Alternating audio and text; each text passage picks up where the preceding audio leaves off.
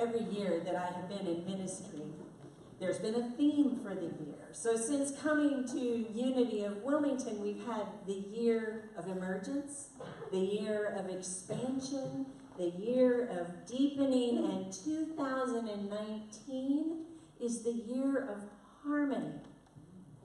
Now, I'm quite certain that harmony means different things to different people. And I'm also quite certain that over the course of 2019, in exploration and living in a state and consciousness of wonder, we're going to discover what some of those many different meanings about harmony are. In the unity construct and the framework of metaphysics that unity comes from as a way of life, harmony is a combination of the three primary creative aspects of beingness that we interpret as mind, idea, expression. Now this comes from Charles Fillmore's teachings. Charles Fillmore was the co-founder of Unity, and he was also known to say that mind, idea, expression is the Holy Trinity. Mind, idea, expression is the Holy Trinity. And he was also known sometimes to refer to mind, idea, expression as thinker, thought, and action. Because thinker is the consciousness from which we come from. Thought is the thoughts that we choose to attach our mind to and put our energy into. And then the action happens based on the consciousness we came from, the thoughts we've chosen to think, and the action just naturally follows. So let me give you an example. You get a flat tire. Who in here has had a flat tire? Who in here has known somebody who's had a flat tire? It's an experience. It's a circumstance. And what we have the opportunity to do as creative beings, we have the opportunity to employ these three aspects of our beingness.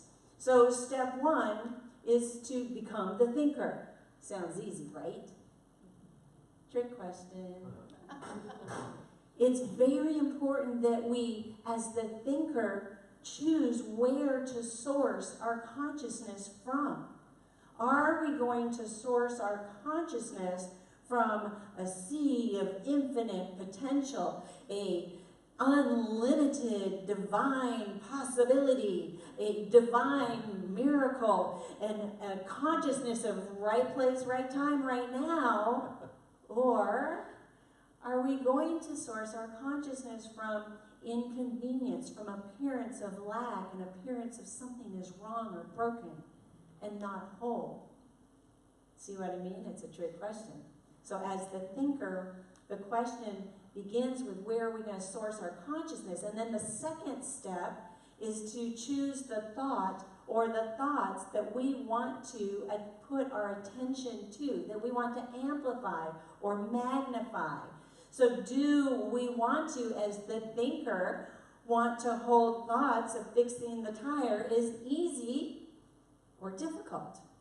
As the thinker, do we want to hold thoughts that we can restore and repair this tire in ways that we haven't even thought of, but that they can be easy, and that is actually a way for us to restore wholeness to our car? Or as the thinker, do we want to blame? Stupid tire, stupid car, stupid nail, stupid why is this ruining my day?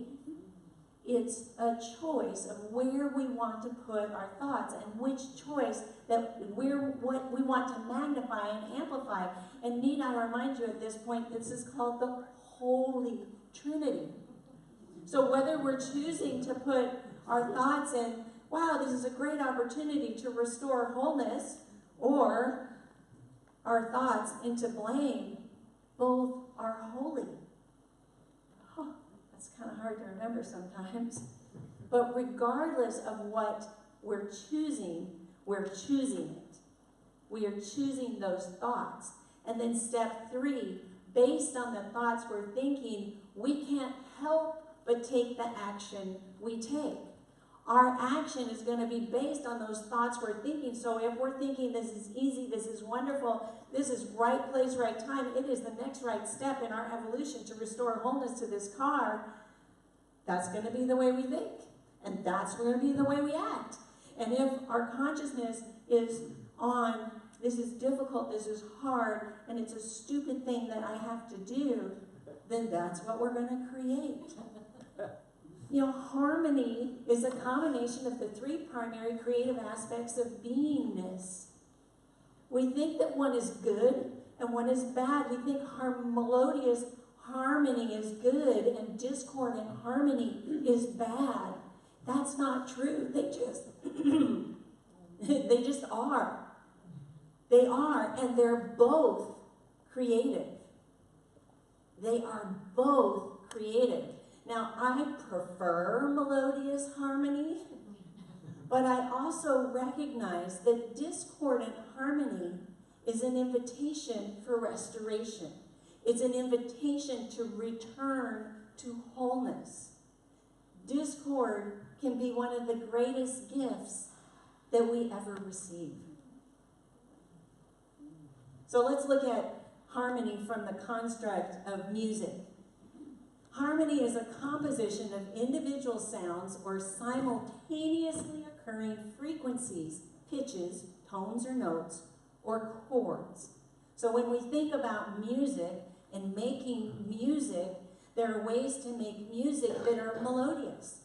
And there are ways to make music that are discordant. For instance, if I just came over here to the piano and I played, that's melodious. That's discordant. And if you hear this a bunch of times, what are you really wanting to hear next? Nothing. And that's a good thing. Or you might want to hear that. You might want to hear the whole chord resolve. In music, it's called resolve. So if there is discord in music, it's natural to want...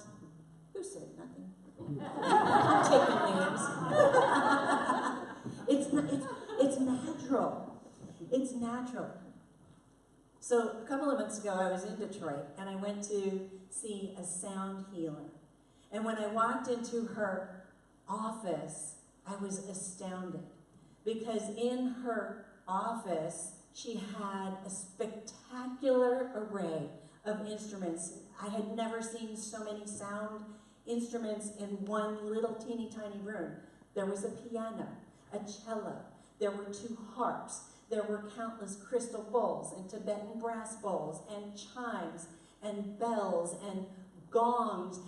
I think she had it all, but I'm not sure what all is, but I think she had it all, including an instrument I had never seen before, a kotamo. Now a kotamo looks like this. It's about this long, and it's actually a combination of 3 different instruments, a Pythagorean monochord, a Indian tempura, and a Japanese koto. And all she did when I walked in the door was she told me to sit in the chair, and I did. She started playing that thing, and I was gone. I was solid gone. And when she finished, I felt clearer, I felt lighter, and then I was very intrigued by a feeling I had, which was I felt validated. Who goes to a sound healer and comes out feeling validated and fulfilled?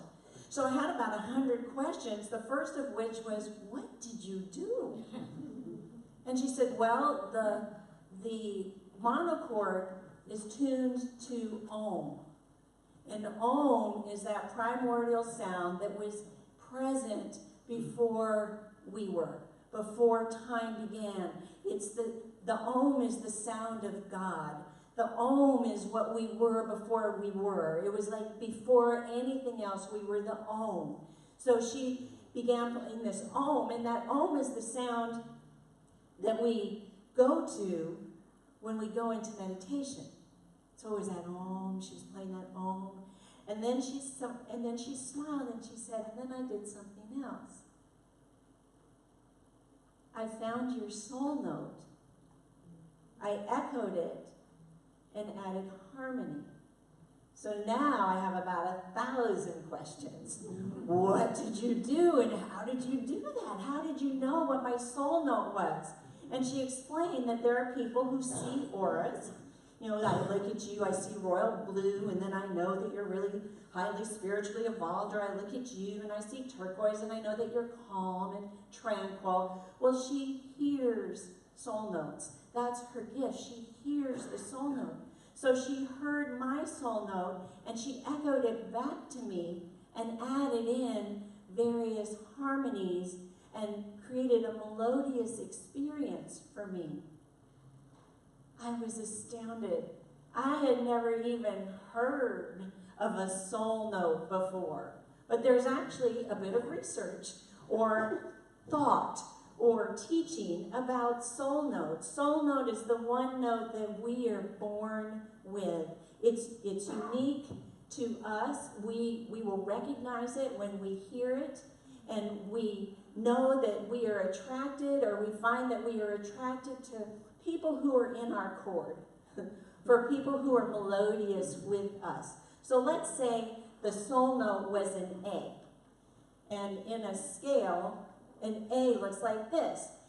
The most attractive, melodious people to us are going to be people who have a C sharp soul note, and that's a third, or an E, and that's a fifth above us, or even an octave away from us. Those people with those soul notes are people we're going to just go, I love you. I don't even know you. And I have this vibe going on with you. It makes perfect sense. So let's say A will have a friend who's in E. Now the E will have its own scale, but they match. Because for the E, they're a fifth in the scale of A. And for the A, they're a fifth in the scale of E. And E will have a party. And they will invite A because A is their friend. So A goes to the party. And they're just having the best time with E because they're in the same. And their notes are harmonizing and it sounds beautiful. Well, A meets some B's. But that's okay. Because B is in the A scale and B is in the E scale. So A understands why there's B's at the party. Until A meets a D sharp. There is no D sharp. In fact, it's a half a step different from what A prefers. So A talks to D sharp, and they say to D sharp, what are you doing here? I can't even believe that E invited you. Because I have no resonance with you at all. And D sharp is like, well, I get along with E just fine. It starts to make sense, right? In the Western scale, there are 12 notes, but only 7 are in your scale. Somebody did the math, and they figured out that if every person on the planet had an equal share of each soul note, that we would be resonant with about 60% of the people in the world. Well, I could argue that. Anybody could argue that. We could say, oh no, in a spiritual community, we're actually resonant with 80%, or we could argue that we're resonant with 90% or 92%. We can argue that all day long. But I think what's most important is to recognize the creative power of our own soul note. And that our job is not to change somebody else's note, it's to sing our own. And it is to do the very best that we were created to do. I don't want to do somebody else's job. I can't sing somebody else's note. I got to sing my note. You have to sing your note. So in community, our creative power is one of the greatest gifts of all. Now, we haven't always been taught that. And one of the ways that we've actually learned to try to return to our soul note is the practice of meditation.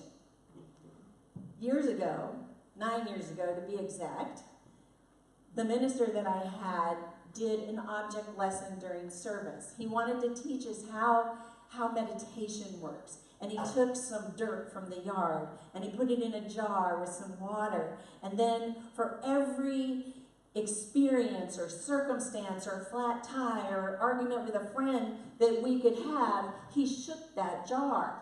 He shook the jar and he said, this is the argument that you had with the person who wasn't your friend. This is the person that cut you off on the freeway. This is the person who stole your parking place at Costco yesterday. Can you believe how many people were at Costco yesterday? But with the practice of meditation, he said, we will watch this settle. Do you see the murkiness settling? You do? I'm telling you, I'm up close and I do not see it settling at all. I mean, he was completely red-faced. Completely red-faced, and I was completely intrigued. Had about 1 million questions. Would it make a difference if the liquid was something other than water? Would it make a difference if the medium was something other than dirt? I tried it. I went home and I tried it with rubbing alcohol. I tried it with mineral oil. I tried it with aquarium gravel. I tried it with red dirt. I tried it with dark dirt. I tried it with all kinds of things. And my last question to him was, can I take the jar? That jar sat on my desk for months, and it never settled. It grew mold before it even thought about settling. So I'm thinking about soul notes and how important it is for us to sing our own soul note and what our soul note looks like, because it's the note that we're born with, and when we're born, we're pure and we're clean. So how can singing our soul note in a world with circumstances and events and things that happen ever look like this? It's pure and it's clean. And it represents that white light that we are born with. So imagine that this is our soul note. And no matter what happens in our day or in our week or in our community, we can really get it going and go into meditation.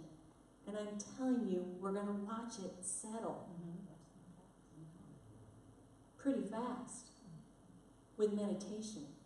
With that with the beginning and the remembering of our soul note, and a desire to notice that discord is merely an invitation for restoration. Unless you were born with phenomenally enlightened angel being parents,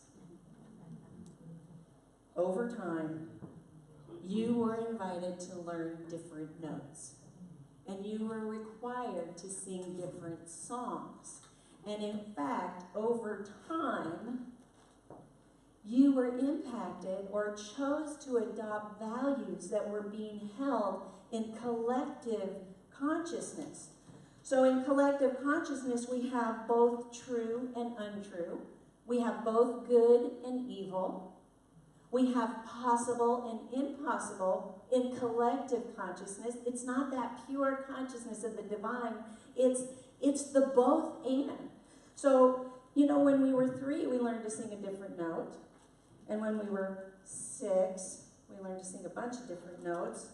And when we were 42, we learned filling it up. We can take one more. So we learned to think all these other thoughts, to sing all these different songs.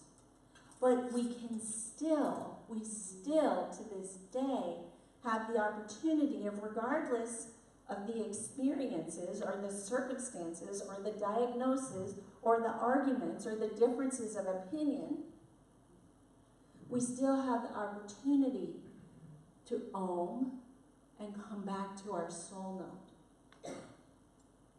Bruce Kenny was talking to me about this, and he said, do you know that the sand settles first? And I said, how beautiful is that? The sand is our soul note, and that settles first. And sometimes it takes a while. And in community, we're like, come on, I'm uncomfortable with the discord. And in our lives, we say, come on, I'm uncomfortable with the discord. And we want to support ourselves in ways to make our lives clearer and more fulfilled. So we have the choice of getting a bigger container. Of getting a bigger container with more water. Metaphysically, one of the metaphysical meanings or representations of water is that it's spiritual intention. One of the most powerful spiritual intentions is love. So if we were to take our experiences, I made sure I got on tight, because I didn't want our stuff to go all over the place, and pour it in a bigger jar, including the dirt, we're going to see it settle faster, because we've had this spiritual intention of love. Jesus said the greatest commandment of all is to love. As the thinker, the thought, and the action, we are the primary creative essences that bring about new harmony. With a spiritual intention of love, we can do anything. We can create anything. Here's our dirt. Here's our jar. What are we going to put in it? If you are willing to engage in the powerful spiritual intention of love, take a breath. Here are some affirmations we can make. With the powerful spiritual intention of love, I see myself as whole. With the powerful spiritual intention of love, I see each other as whole. With the powerful spiritual intention of love, I see this community as whole. With love, all we can see is wholeness. We don't see broken. We don't see need to be fixed. We don't see less than. We see the beauty of your wholeness and your wholeness and your wholeness. We see the beauty of each other's wholeness. With the spiritual intention of love, we see wholeness. Take another breath. And if you're willing to join in these affirmations with us today, let's say them together. With the powerful spiritual intention of love, I see myself as whole. With the powerful spiritual intention of love, I see each other as whole. With the powerful spiritual intention of love, I see this community as whole. One of the ways we can hold this powerful spiritual intention of love is to send it forth, to find that that clear space within inside us, to find our soul note and it out into the world. Send our love out into the world and then recognize it as it comes back to us. We're going to sing Karen Drucker's song, I Send My Love, and then Reverend Nikki is going to lead us into meditation.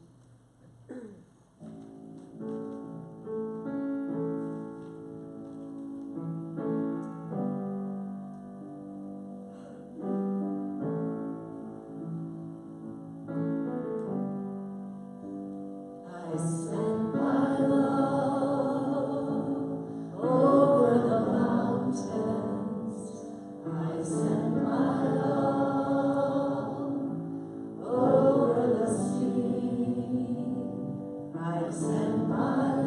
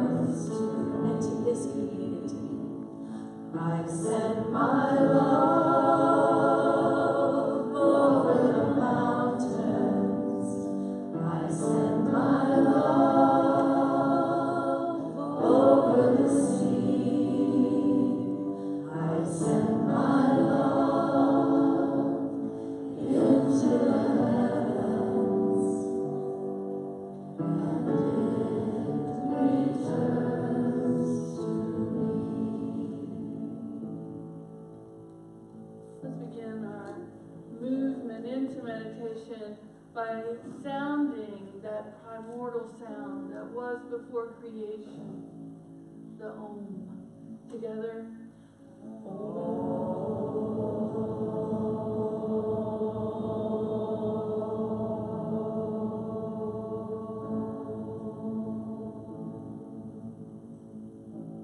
Just listening for a moment. Listening to and for that vibration of creation.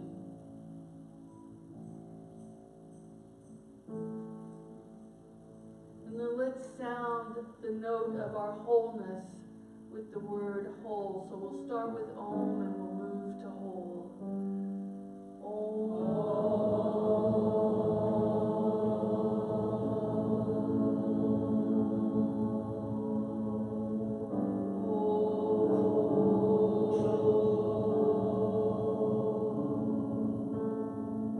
Allow yourself to feel the beginning. From Om to whole, connected by love, infused and surrounded by love, for we truly are that circle of love, creating the Om and living from our wholeness in every moment, in this moment, and in the next moment, and the next moment. For each moment is truly a new moment, a new opportunity to live as love, to live in creation, and to live our wholeness. From that consciousness of love, let's spend some time in the sacred and holy silence.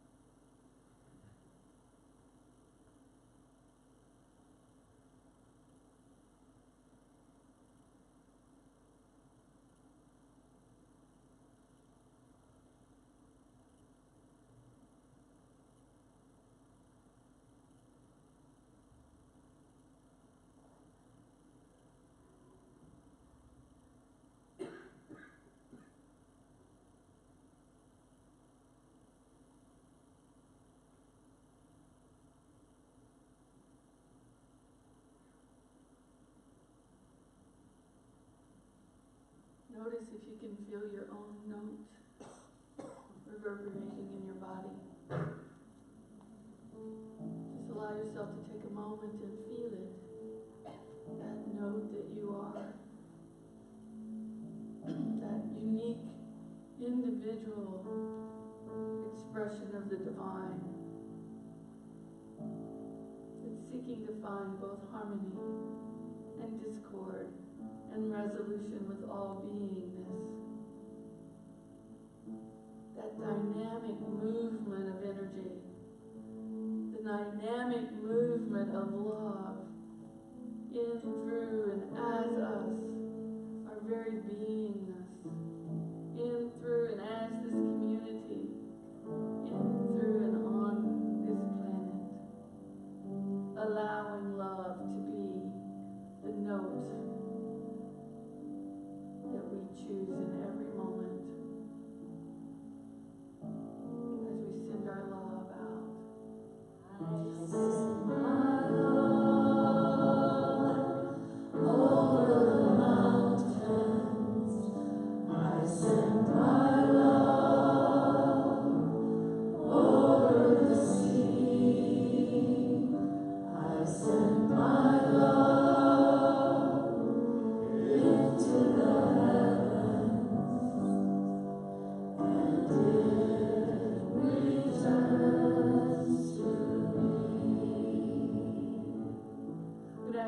bring up the lights and Lisa to continue flying. And let yourself just use the movement for a moment and send your love with your physical movement and then bring it back to yourself. You might look a little silly, but truthfully, we're simply following that flow